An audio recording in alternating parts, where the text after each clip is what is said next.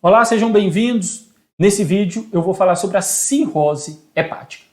Antes de começarmos, não se esqueçam de assinar o canal, não se esqueçam de ativar o sininho e não se esqueçam de me seguir lá no Instagram, @Giordano. Lá eu posto muito material que complementa as nossas aulas aqui do YouTube. Na cirrose hepática, nós temos fibrose do fígado. É isso mesmo, o fígado vira uma pedra e deixa de funcionar adequadamente. Na cirrose, nós temos fibrose, pois temos deposição de tecido conjuntivo no parênquima hepático. Aí você vai me perguntar, por que isso ocorre?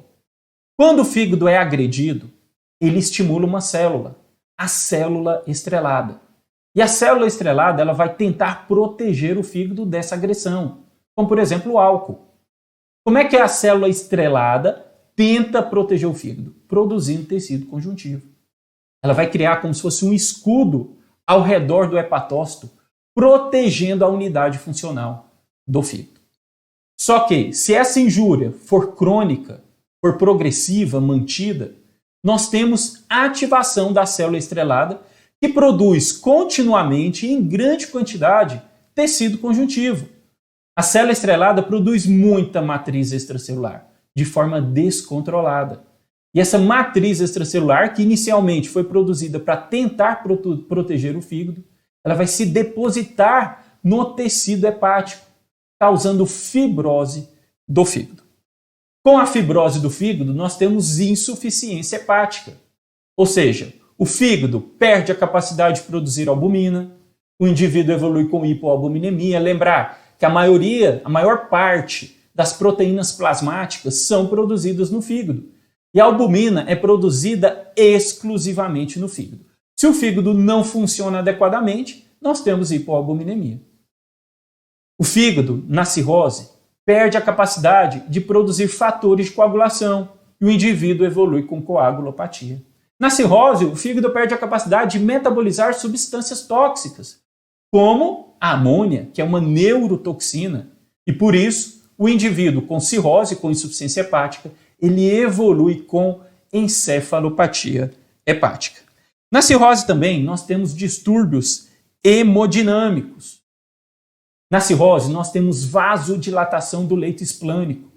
Esse leito vascular ele perde a capacidade de responder a substâncias vasoconstritoras, como noradrenalina, adrenalina. E além disso, nós temos um aumento da produção de óxido nítrico nesses vasos. E com isso, temos vasodilatação dos vasos esplânicos. Com isso, nós temos grande retenção de volume nesse leito vascular dilatado. Isso faz com que tenhamos redução do volume intravascular efetivo. Por quê? Grande quantidade de volume vai ficar retido no leito esplânico. Isso contribui, inclusive, para o aumento da pressão portal, já que grande parte desse volume vai ser drenado para a circulação porta. Na cirrose, nós temos hipertensão porta, como eu acabei de comentar.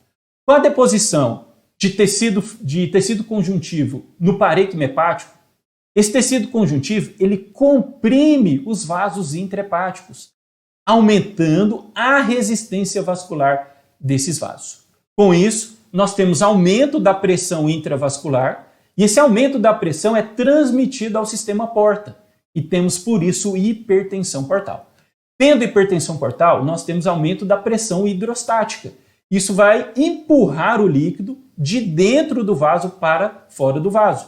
Isso contribui também para a redução do volume intravascular efetivo. E na cirrose nós temos hipoalbuminemia. A albumina é essencial para a manutenção da pressão coloidosmótica no vaso. Se eu tenho redução da pressão coloidosmótica, o líquido não fica dentro do vaso, ele extravasa e vai para o terceiro espaço. Tudo isso justifica o aparecimento, por exemplo, da ascite, o acúmulo de líquido na cavidade peritoneal, e também justifica o aparecimento do edema nos pacientes com cirrose hepática. Com a redução do volume intravascular efetivo, nós temos hipoperfusão periférica, vai chegar menos sangue lá no rim, por exemplo. Isso ativa sistema renina-angiotensina-aldosterona, com consequente retenção de sódio e água nos rins. A redução do volume intravascular efetivo também justifica a ativação do sistema nervoso simpático, que vai ter um efeito vasoconstritor periférico, justificando, por exemplo, o aparecimento da síndrome hepatorrenal. E essa hipoperfusão periférica, essa redução do volume intravascular efetivo, também justifica a liberação do hormônio antidiurético, que vai reter água livre lá nos rins, justificando o aparecimento da hiponatremia, um importante achado laboratorial da cirrose hepática. Vamos falar agora um pouco da etiologia da cirrose hepática. 80% dos casos de cirrose são causados por hepatite C, doença hepática alcoólica e doença hepática gordurosa não alcoólica. Então, as principais causas de cirrose hepática, hepatite C, doença hepática alcoólica e doença hepática gordurosa não alcoólica. Lembrar das hepatites virais, hepatite B, hepatite C, a coinfecção ou superinfecção da hepatite B com hepatite D e a hepatite E. Dentre as hepatites virais, a hepatite C é a que mais cronifica. Até 80% dos pacientes com hepatite C evoluem com cronificação. A cronificação da hepatite B depende da idade em que a infecção ocorreu. Quando a infecção ocorre por via vertical, 90 a 95% dos recém-nascidos evoluem com cronificação. Quando ocorre na infância, 25 a 50% das crianças evoluem com cronificação e quando a hepatite B ocorre em adultos, apenas 5 a 10% dos indivíduos evoluem com cronificação. Lembrar que a hepatite D, hepatite delta, só ocorre em indivíduos com hepatite B, já que o vírus da hepatite D depende do vírus da hepatite B para se replicar. Quando temos a coinfecção, a infecção da hepatite B e hepatite D ocorre no mesmo momento, nós temos menor risco de cronificação quando comparado com a superinfecção. Na superinfecção, nós temos a infecção pelo vírus D em um indivíduo com hepatite B. Nesses casos, nós temos risco maior de hepatite fulminante, insuficiência hepática aguda, e um risco maior de cronificação da hepatite. E a hepatite E, ela geralmente cronifica principalmente em imunossuprimidos. Hepatites virais são importantes causas de cirrose hepática. Outras causas, temos as causas metabólicas, hemocromatose. Na hemocromatose, nós temos deposição de ferro no organismo. Trata-se de uma doença genética onde nós temos uma absorção intestinal aumentada de ferro. Esse ferro absorvido em excesso vai se depositar nos tecidos, causando doenças. Se deposita nas articulações, causando artropatia. Se deposita na pele, causando hiperpigmentação. Se deposita na hipófise, causando hipopituitarismo. No fígado, causando doença hepática. No coração, causando cardiopatia. No pâncreas, causando diabetes mellitus. O rastreamento da doença nós fazemos com a dosagem da ferritina e da saturação de transferrina. A saturação de transferrina é o exame mais sensível para o diagnóstico. A saturação de transferrina já pode estar aumentada na adolescência. Se o indivíduo tem ferritina alta e saturação de transferrina alta, nós vamos confirmar a doença com o teste genético para a hemocromatose. Se o indivíduo tem saturação de transferrina normal e ferritina alta, nós vamos tentar encontrar outra justificativa para esse aumento da ferritina. E lembre-se que a ferritina é um marcador de inflamação aguda. Então podemos encontrar ferritina aumentada em indivíduos obesos, com doenças inflamatórias, com doenças reumáticas. Tratamento da hemocromatose, flebotomias. Vamos retirar 500 ml de sangue a cada semana, até que a ferritina fique em torno de 50. Estando em torno de 50, a gente pode fazer as flebotomias a cada 2 a 3 meses. Outra condição, doença de Wilson. Na doença de Wilson, nós temos acúmulo de cobre no organismo. Trata-se de uma doença autossômica recessiva, onde nós temos um comprometimento na excreção do cobre pela via biliar. Não sendo excretado, esse cobre vai se acumular no fígado, causando hepatopatia. o fígado vai acumulando cobre, até que chega um momento ele não consegue mais acumular tanto cobre. E esse cobre ele é liberado no organismo, se depositando principalmente no sistema nervoso central, nos gânglios da base. Por isso, o indivíduo com doença de Wilson geralmente apresenta doença hepática, doença neurológica e ou doença psiquiátrica. Pode acometer também o rim, coração, as articulações? Sim, mas o clássico a gente vai pensar em doença de Wilson quando temos um indivíduo com hepatopatia, com sintomas neurológicos e sintomas psiquiátricos. Diagnóstico, vamos fazer o rastreamento, né? Vamos fazer o diagnóstico solicitando ceruloplasmina, que é o transportador de cobre no plasma. Indivíduos com doença de Wilson geralmente apresentam baixos níveis de ceruloplasmina. Por que isso acontece? Porque na doença de Wilson nós temos uma mutação no gene ATP7B. E esse gene codifica algumas proteínas e esse gene também é responsável pelo acoplamento do cobre na apoceruloplasmina para a formação da ceruloplasmina normal. Quando temos essa mutação nesse gene, nós não conseguimos acoplar o cobre na apoceruloplasmina e por isso formamos uma ceruloplasmina anormal, que é rapidamente degradada no plasma. Por isso, indivíduos com doença de Wilson têm baixos níveis de ceruloplasmina. Vamos dosar o cobre urinário, que geralmente encontra-se maior que 40, comumente maior que 100, e vamos fazer a pesquisa dos anéis de Kayser-Fleischer, que representam o acúmulo de cobre na córnea. Confirmando, nós vamos tratar com dieta pobre em cobre, com trientina ou com D-penicilamina. Doença de Wilson, outra causa de cirrose hepática. Tirosinemia e galactosemia. Nesses casos, nós temos distúrbio no metabolismo desses aminoácidos e temos hipertirosinemia e aumento dos níveis séricos de galactose. E lembrar da deficiência de alfa-1 antitripsina. Com a deficiência da alfa-1 antitripsina, nós não temos a inibição da elastase pulmonar. E essa elastase vai, então, causar uma degradação dos septos alveolares no pulmão. E o indivíduo evolui com enfisema pulmonar. Na deficiência de alfa-1 antitripsina, temos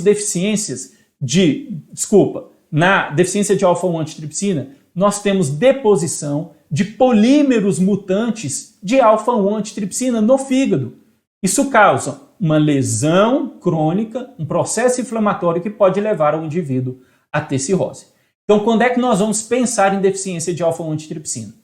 Quando temos um indivíduo com cirrose e enfisema pulmonar, principalmente um indivíduo jovem sem história de tabagismo. Outras condições: cirrose criptogênica, que é aquela que a gente não consegue identificar a causa. Doença hepática alcoólica é uma importante causa de cirrose hepática. O álcool ele é lesivo ao tecido hepático. E alguns detalhes sugerem muito a etiologia alcoólica para a cirrose.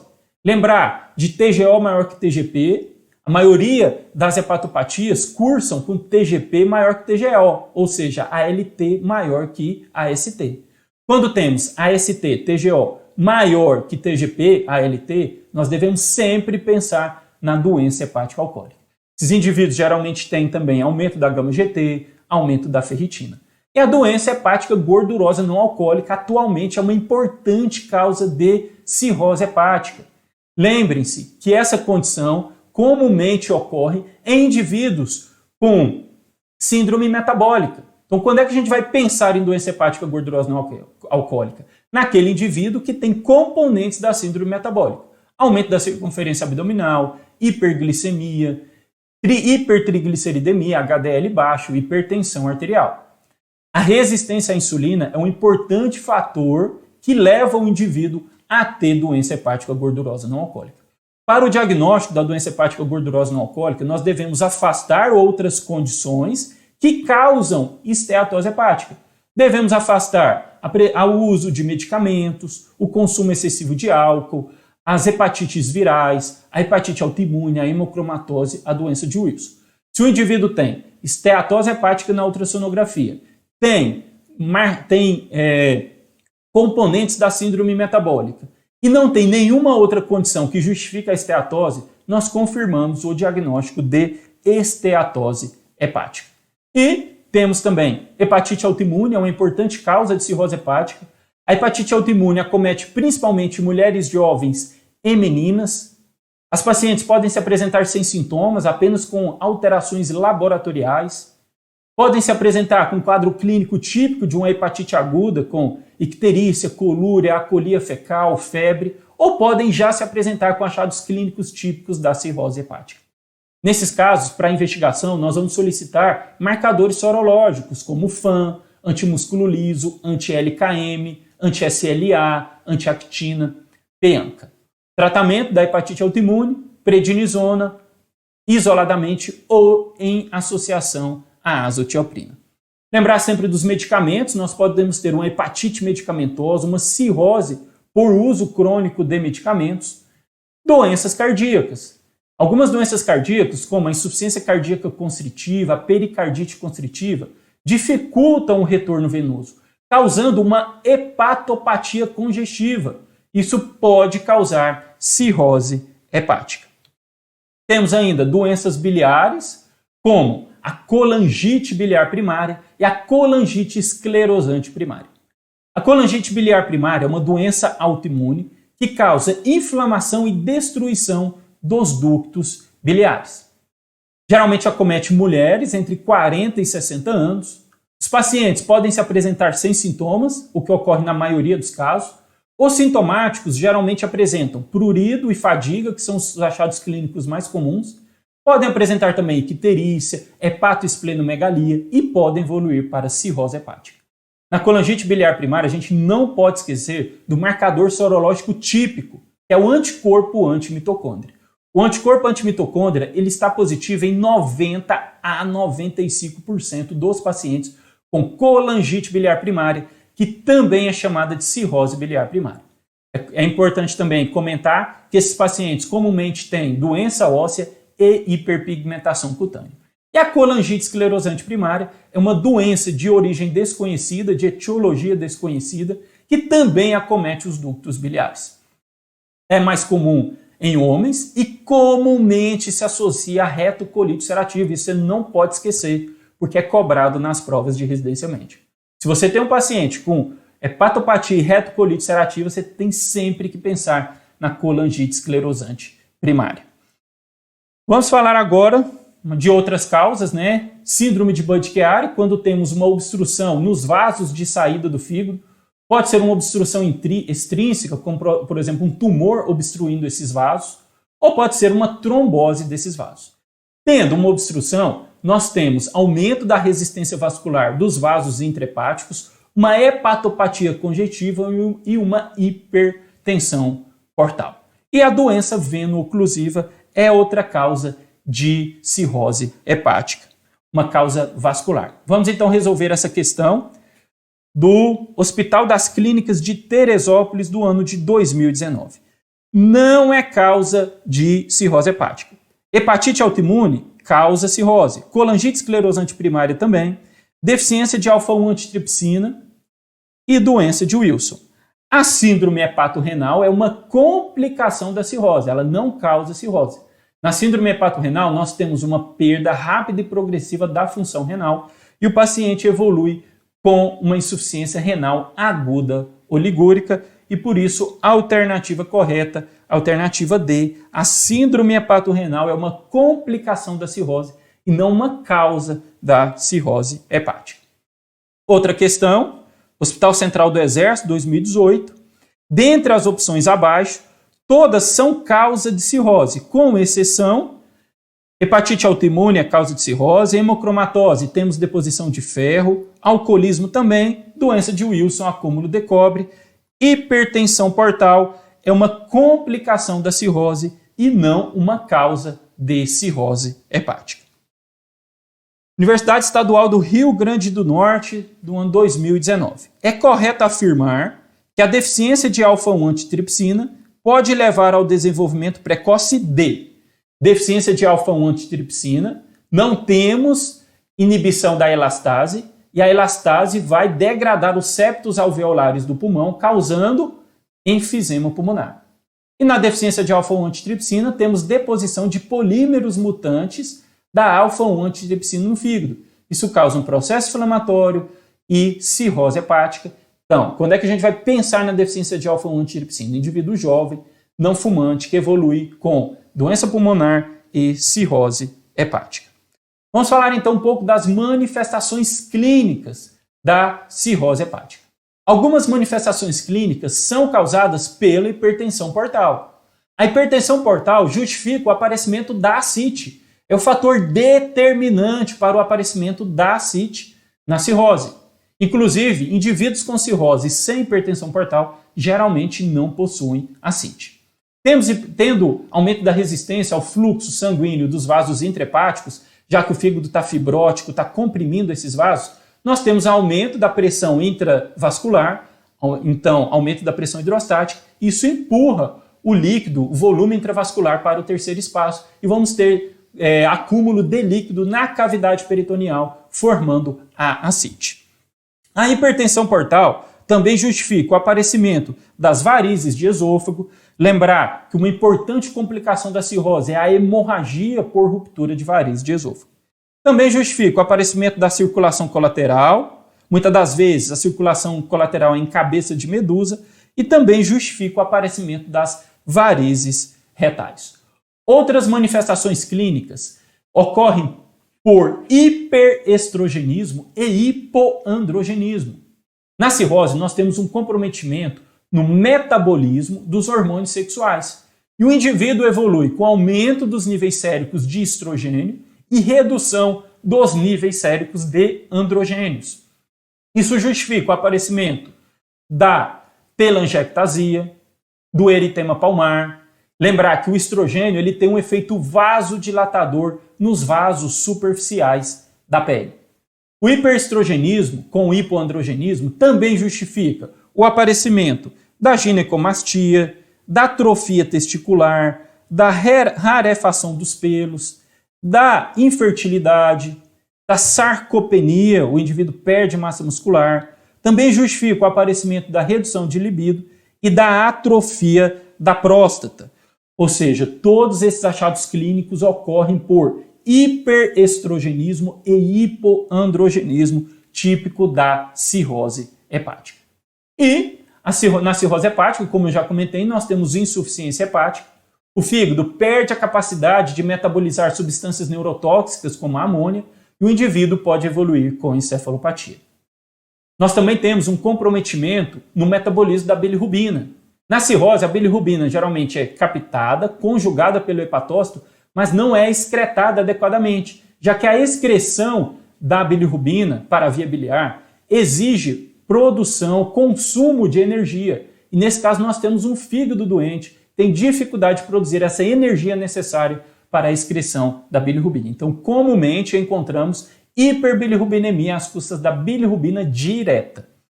Lembrar que na cirrose o fígado perde a capacidade de produzir os fatores de coagulação e por isso ele evolui com coagulopatia, o que pode justificar o aparecimento das equimoses. E na cirrose nós temos hipoalbuminemia, já que o fígado perde a capacidade de produzir albumina, isso justifica o aparecimento do edema.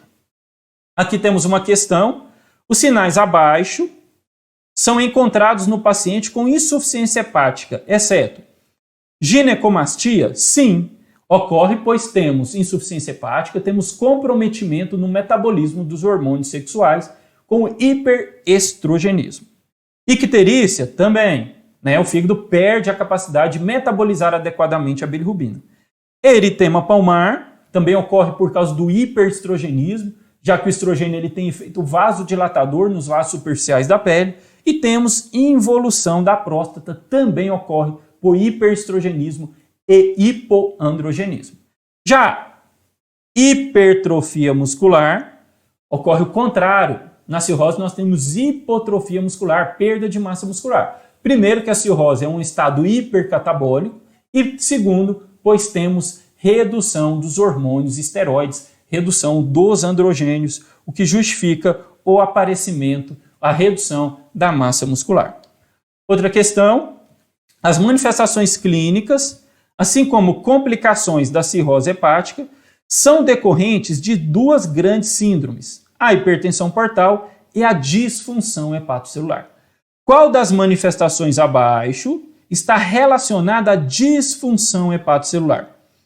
Ascite. A ascite é causada principalmente pela hipertensão portal. Hiperesplenismo ocorre em decorrência da esplenomegalia, que também é causada pela hipertensão portal. Então, a hipertensão portal causa esplenomegalia, que causa hiperesplenismo. Quais são os achados típicos do hiperesplenismo? Plaquetopenia é o mais comum, podemos ter anemia e leucopenia também. Hipoalbuminemia, isso representa insuficiência hepática, o fígado perde a capacidade de produzir albumina. Varizes de esôfago é causada pela hipertensão portal e a circulação colateral também é causada pela hipertensão portal. Em todo indivíduo com cirrose hepática, nós devemos fazer a classificação funcional desse indivíduo. Nós podemos usar a classificação de Child-Pugh e o score MELD. Esses scores, eles avaliam prognóstico e sobrevida dos pacientes com cirrose hepática. A classificação de Child-Pugh usa 5 parâmetros para avaliação: bilirrubina, encefalopatia, ascite, tempo de protrombina ou RNI e albumina. Cada variável dessa é pontuada de 1 a 3 e depois a gente faz a pontuação final. Sendo assim, a pontuação da classificação de Child-Pugh varia de 3 a 15 pontos. E quanto maior a pontuação, pior o prognóstico do paciente. Dependendo da pontuação, nós classificamos esse indivíduo em 3 grupos. Child-Pugh A, que seria a cirrose compensada, Child-Pugh B, dano funcional importante, e Child-Pugh C, onde temos cirrose descompensada. Quando temos 5 a 6 pontos, cirrose compensada, a sobrevida desse indivíduo em 1 a 2 anos é de 85 a 100%. 7 a 9 pontos, Child-Pugh B, 60 a 80% a sobrevida em 1 a 2 anos, e 10 a 15 pontos, Child-Pugh C, sobrevida de 35 a 45% em 1 a 2 anos. Segundo a classificação de Child-Pugh, um paciente com bilirrubina de 3, albumina de 2,9, tempo de protrombina de 5 segundos aumentados, ascite leve e sem encefalopatia, corresponde a... Então, se o paciente tem uma bilirrubina de 3, ele recebe aqui 2 pontos. Se ele tem uma albumina de 2,9, ele recebe 2 pontos. Tempo de protrombina, 5 segundos acima do valor, 2 pontos. Sem encefalopatia, 1 ponto. E ascite leve, 2 pontos. Ele tem um total, então, de 9 pontos. Tendo 9 pontos, é o paciente com Child B, tem sobrevida de 60% a 80% em 1 ano. Às vezes as questões cobram isso. Pede, né, para que você calcule o Child-Pugh dos pacientes. Então, ele tem um Child-Pugh B, pois tem 9 pontos na classificação de Child-Pugh. E outras questões cobram muito quais são as variáveis utilizadas na classificação de Child-Pugh. Essa questão, então, aqui do ano de 2015, ela quer saber quais são os critérios modificados, né, de Child-Pugh para prognosticar a cirrose hepática. Então, para que você não se esqueça, sempre que pensar em Child-Pugh, lembre-se de beata, B de bilirrubina, E de encefalopatia, A de ascite, T de tempo de protrombina ou RNI, e A de albumina, e por isso a alternativa correta, a alternativa A, tempo de protrombina, albumina, bilirrubina, ascite e encefalopatia. Então, para que você não se esqueça das variáveis utilizadas na classificação de Child-Pugh, lembre-se sempre de beata, B de bilirrubina, E de encefalopatia, A de ascite, T de tempo de protrombina e A de albumina. E o outro score é o score MELD. O score MELD é o score utilizado para a alocação dos pacientes na lista de espera do transplante hepático. Isso é importante, você não pode esquecer. A sua pontuação varia de 6 a 40 pontos e quanto maior a pontuação, pior o prognóstico do paciente. Para o seu cálculo, nós usamos 3 variáveis: bilirrubina, INR e creatinina. Para que você não se esqueça, sempre que pensar em MELD, lembre-se de BIC. B de bilirrubina, I de INR e C de creatinina. E essa questão pergunta justamente isso. O SCORE-MELD é um sistema de priorização de pacientes no transplante hepático. Quais são as variáveis para o cálculo desse score? Então, vamos lembrar de BIC, bilirrubina, INR e creatinina. Por isso, a alternativa correta, a alternativa C, creatinina, INR e bilirrubina. Vamos falar então do diagnóstico. A biópsia hepática é o padrão ouro para o diagnóstico. Nesse caso, nós vamos encontrar fibrose hepática, desorganização do parênquima hepático, mas ela nem sempre é essencial para o diagnóstico. Nós vamos fazer a biópsia nos casos duvidosos, pois podemos fazer o diagnóstico apenas pelos achados clínicos e laboratoriais. Antes disso, vamos responder essa questão. O exame considerado como padrão ouro para o diagnóstico da cirrose é, sem dúvida nenhuma, o padrão ouro é a análise histopatológica do fígado. Ela é necessária em todos os pacientes? Não. Se você tem um indivíduo com achados clínicos sugestivos, ele tem ginecomastia, eritema palmar, telangiectasia, ele tem ascite, varizes de esôfago, circulação colateral. Se ele tem achados clínicos típicos, com achados laboratoriais típicos, alargamento do tempo de protrombina, lembre-se que na cirrose o fígado perde a capacidade de produzir fatores de coagulação e o indivíduo evolui com uma coagulopatia que se caracteriza por alargamento do tempo de protrombina. Se ele tem achados clínicos típicos, alargamento do tempo de protrombina e hipoalbuminemia, nós fechamos o diagnóstico de cirrose sem a necessidade da biópsia hepática. Importante lembrar que o indivíduo que evolui com cirrose, o primeiro exame que se altera é o coagulograma. Nós temos inicialmente um alargamento do tempo de protrombina e depois a hipoalbuminemia. Por que isso acontece? Pois os fatores de coagulação eles têm uma meia-vida menor. A albumina ela tem uma meia-vida maior e por isso a hipoalbuminemia ela aparece depois do alargamento do tempo de protrombina. Importante lembrar também que nós podemos ter alargamento de tempo de protrombina em síndromes colestáticas crônicas, onde o indivíduo tem, por exemplo, deficiência de vitamina K. Com a deficiência de vitamina K, nós não vamos produzir alguns fatores de coagulação que são dependentes dessa vitamina. E lembrar que a hipoalbuminemia também não é específica da cirrose. Nós podemos encontrar hipoalbuminemia em indivíduos desnutridos, em indivíduos com perda de albumina pela urina, indivíduos com síndrome nefrótica, ou em indivíduos com síndromes desabsortivas, como por exemplo na doença celíaca. O indivíduo ele não consegue absorver a proteína da dieta. Então, se o indivíduo tem achados clínicos típicos, alargamento do tempo de protrombina e hipoalbuminemia, nós podemos fechar o diagnóstico da cirrose hepática sem a necessidade da realização da biópsia. Uma questão aqui de 2018. Ao avaliar exames de sangue de um paciente com doença hepática, o dado que indicaria que a doença é crônica. Então, como é que a gente vai avaliar a função hepática? Albumina, tempo de protrombina e bilirrubina. O que indica que a doença é mais crônica?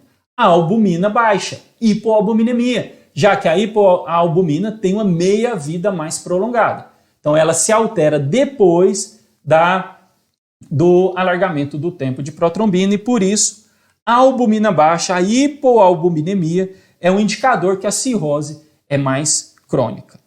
E aqui uma outra questão do ano de 2014, paciente masculino, tabagista, alcoolista, chega à emergência com quadro de dor abdominal, hematêmese, sudorese, melena, taquicardíaca e hipotensão. Ele está perguntando aqui, para avaliação da insuficiência hepática, quais exames são essenciais? Para avaliar a função hepática, albumina, tempo de protrombina. Na cirrose, mais tardiamente nós temos também alteração do tempo de tromboplastina parcial.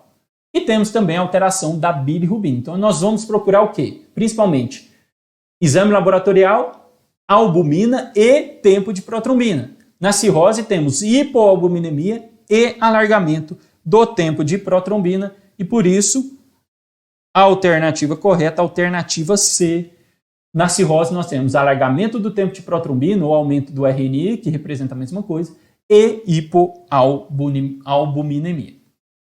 Importante, né, lembrar que todo paciente com cirrótico nós devemos investigar a etiologia da cirrose e para isso vários exames podem ser pedidos. Temos que investigar a história de etilismo crônico, podemos fazer as sorologias para hepatites virais, né, lembrar hepatite B, C, D e E. Lembrar que a hepatite A ela não cronifica. Saturação de transferrina e ferritina para o diagnóstico de hemocromatose. Anticorpos como FAM, antimusculo liso para hepatite autoimune e para a colangite biliar primária o anticorpo antimitocôndria. Ceruloplasmina, anel de Kaiser-Fleischer, cobre urinário para doença de Wilson. Alfa-1 antitripsina para deficiência de alfa-1 antitripsina e ecocardiograma quando a gente pensa em causas cardíacas de cirrose hepática. Questão de 2015. Paciente do sexo masculino, 35 anos, com diagnóstico de cirrose.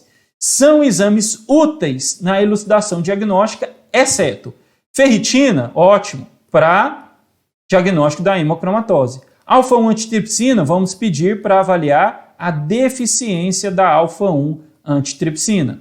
Ceruloplasmina, vamos fazer para investigar a doença de Wilson. E CA199, que é um marcador tumoral principalmente para câncer de pâncreas, ele não entra, né, como um exame interessante para investigar indivíduos com cirrose hepática. Alguns outros exames são muito importantes na avaliação desses indivíduos com cirrose. Devemos solicitar as transaminases. As transaminases, quando aumentadas, indicam lesão hepatocelular. Importante comentar que quando temos TGO maior que TGP, isso indica doença hepática alcoólica. Na maior parte das hepatopatias, nós temos TGP maior que TGO. Ah, mas o TGO maior que TGP só ocorre na doença hepática alcoólica? Não. Isso sugere doença hepática alcoólica. Mas pode ocorrer também na doença de Wilson. Na doença de Wilson, nós podemos ter TGP maior que TGO ou TGO maior que TGP. Na doença hepática gordurosa não alcoólica, a mesma coisa. Podemos ter TGP maior que TGO ou TGO maior que TGP. E TGO maior que TGP é um achado característico da cirrose avançada. Transaminases. Podemos pedir as enzimas canaliculares, fosfatase alcalina e gama-GT. Essas enzimas geralmente estão aumentadas em condições que acometem a via biliar. Colangite biliar primária, colangite esclerosante primária. Bilirrubina podem estar normais ou aumentadas em indivíduos com cirrose hepática. Geralmente nós temos um aumento com a progressão da doença e a hiperbilirrubinemia é um sinal de mau prognóstico em indivíduos com cirrose hepática. Hiponatremia é um achado característico. Lembrar que o indivíduo com cirrose ele se adapta muito bem a uma hiponatremia. Quando é que a gente vai pensar em tratar uma hiponatremia no cirrótico? Quando os níveis de sódio estiverem abaixo de 125, abaixo de 100. A hiponatremia também é um sinal de mau prognóstico para o paciente. No hemograma, nós podemos encontrar plaquetopenia, que é a principal alteração do hemograma de um indivíduo com cirrose. Podemos encontrar também anemia e leucopenia. Essas alterações podem ser causadas pelo hiperesplenismo. Na cirrose, nós temos hipertensão portal, esplenomegalia, e isso pode justificar o aparecimento do hiperesplenismo. A anemia pode ser causada pelo hiperesplenismo, mas também pode ser multifatorial. Pode ser, por exemplo, por carências nutricionais. Um indivíduo com cirrose de etiologia alcoólica comumente apresenta deficiências nutricionais, como deficiência de vitamina B12, deficiência de ácido fólico. Isso pode justificar o aparecimento da anemia. E lembrar que o álcool ele pode ser tóxico para a medula, comprometendo a produção dessas células lá na medula. Os exames de imagem são importantes, eles podem avaliar o parênquima hepático, podem avaliar a presença de ascite, podem avaliar a presença da esplenomegalia e da hipertensão portal. O tratamento, lembrar que a cirrose, na maioria das vezes, é um processo irreversível. Há relatos de reversão em alguns casos iniciais, quando a gente consegue retirar o fator que causa a lesão hepática. Mesmo sendo irreversível, é muito importante erradicar, tratar o fator causal da doença hepática. Isso aumenta a sobrevida, diminui complicações e diminui a pressão portal. E na cirrose nós vamos tratar principalmente as complicações, tratar a ascite, as varizes de esôfago. O indivíduo pode evoluir com complicações como encefalopatia, com ascite, e nós vamos tratar essas complicações. A terapia nutricional é muito importante para esses pacientes. 20% dos pacientes com cirrose compensada possuem desnutrição e 80% dos pacientes com cirrose descompensada apresentam desnutrição. O que se recomenda? Uma dieta normoproteica, 30 a 40 quilocalorias por quilo de peso ideal e 1,2 a 1,5 gramas por quilo de proteína. Não se recomenda dieta hipoproteica para esses indivíduos que comumente se apresentam desnutridos. A dieta hipoproteica pode piorar o estado nutricional desse indivíduo, piorando o prognóstico e aumentando a mortalidade desses indivíduos. Todo paciente com cirrose deve ser rastreado para o hepatocarcinoma. A cirrose é o principal fator de risco para o hepatocarcinoma. Como é que nós vamos fazer esse rastreamento? Ultrassonografia de abdômen e dosagem de alfa-fetoproteína a cada 6 meses. E todo indivíduo com cirrose deve ser submetido a uma endoscopia digestiva alta para avaliação e diagnóstico das varizes de esôfago. Lembrar que na cirrose nós temos hipertensão portal que justifica o aparecimento das varizes de esôfago.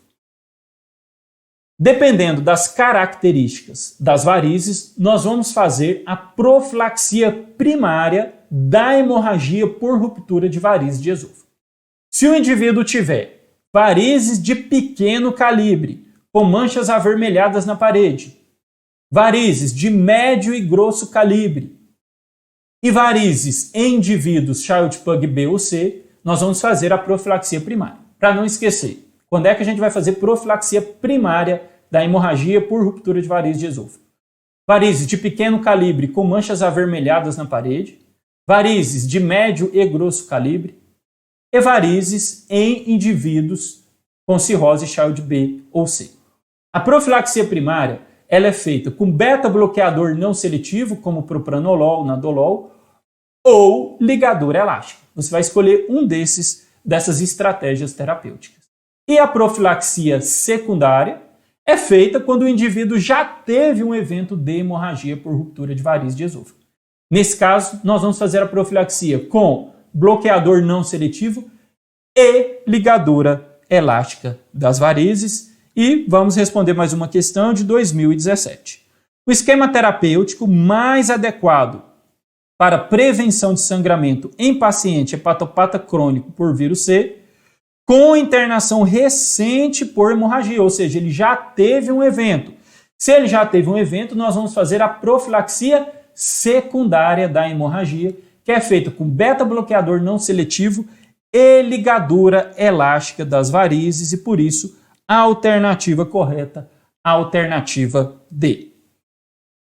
Medicação que deve ser usada na profilaxia primária e secundária do sangramento por varizes esofágicas no paciente por cirrose, medicação beta-bloqueador não seletivo, lembrar do propranolol, por isso a alternativa correta, a alternativa B, beta-bloqueador não seletivo para a profilaxia secundária da hemorragia por ruptura de varizes de esôfago.